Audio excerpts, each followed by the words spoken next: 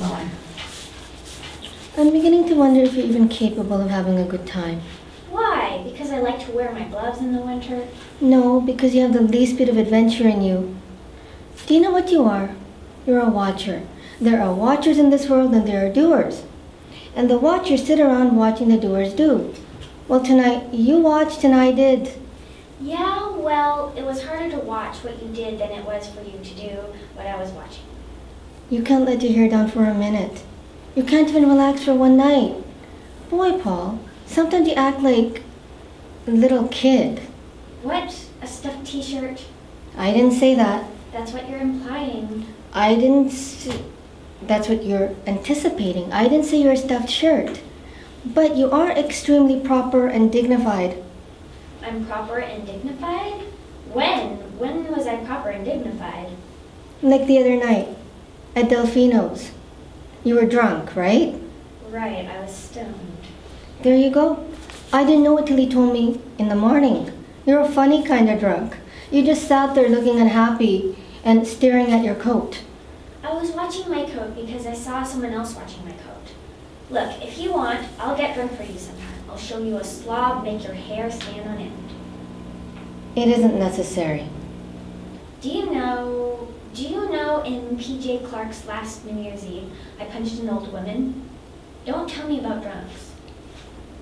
All right, Paul. When else? When else was I proper and dignified? Always? You're always dressed right, you always look right, you always say the right things. You're very close to being perfect. That's a rotten thing to say. I've never seen you without a jacket. I always feel like a total slob in front of you. Before we got married, I was sure you slept with a tie on. That's ridiculous. You're ridiculous. That's just the trouble. Like Thursday night, you wouldn't walk barefoot with me at Washington Square Park. Why not? Very simple answer. It was 17 degrees. Exactly. There you are. It's very sensible and logical, except it isn't any fun. You know, maybe I am too proper and dignified for you. Maybe you would have been happier with someone a little more colorful and flamboyant, like the geek. Well, it'd be a lot more fun than a stuffed shirt. Oh, I thought you said I wasn't. Well, you are now. I'm not going to listen to this. I've got a case in court in the morning. Where are you going? To sleep. Now?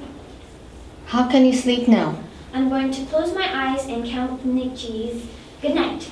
You can't sleep now. We're having a fight. You have the fight. When you're through, turn off the lights. Oh, that gets me insane. You can even control your emotions. Look, I'm just as upset as you are, but when I get hungry, I eat, and when I get tired, I sleep. You eat and sleep too. Don't deny it. I've seen you. Not in the middle of a crisis. What crisis? We're just yelling a little. You don't consider this a crisis? Our whole marriage hangs in the balance. It does? When did that happen? Just now.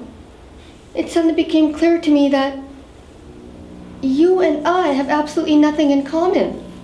Why? Because I won't walk barefoot in the park in winter?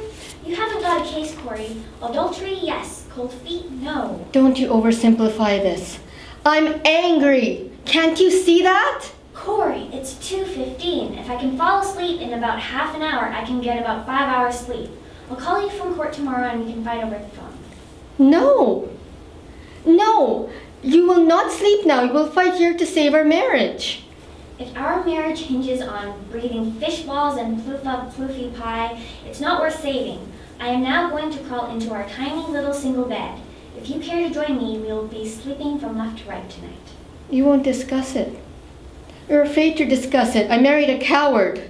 Corey, would you bring in a pail? The closet's dripping. Oh, I hate you.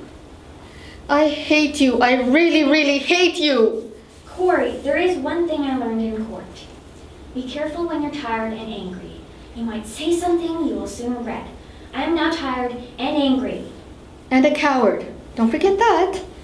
And I will now say something I will soon regret. Okay? Corey, maybe you're right. Maybe we have nothing in common. Maybe we rushed into this marriage a little too fast. Maybe love isn't enough. Maybe two people should have to take more than a blood test. Maybe they should check be checked for common sense, understanding, and emotional maturity. All right.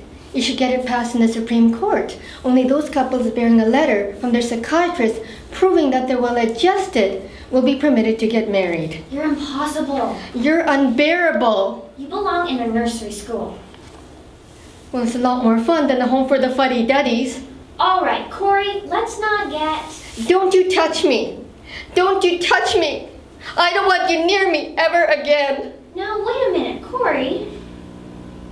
No, I can't look at you. I can't be in the same room with you as you now. Why? I don't know why. Not now that I know the way you feel about me. When I feel that way? The way you feel about me. Corey, you're hysterical. I'm not hysterical. I know exactly what I'm saying. It's not good between us, Paul. It never will be again. Holy cow. Sorry, I don't want to cry. Oh, for Pete's sakes, cry. Go ahead and cry. Don't you tell me when to cry. I will cry when I want to cry. And I'm not going to have my cry till you're out of this apartment. What do you mean out of this apartment? Well, you certainly don't think we're going to live here together after tonight. Are you serious? Of course I'm serious. I want a divorce. A divorce? What? I'm sorry, Paul. I can't discuss it anymore. Good night. Where are you going? To bed. You can't, not now. You did before. That was in the middle of a fight. This is in the middle of a divorce. I can't talk to you when you're hysterical. Good night. Will you come here? I want to know why you want a divorce. I told you because you and I have absolutely nothing in common. What about those 6 days at the plaza? 6 days is not a week, Meg. What does that mean? I don't know what that means. I just want a divorce.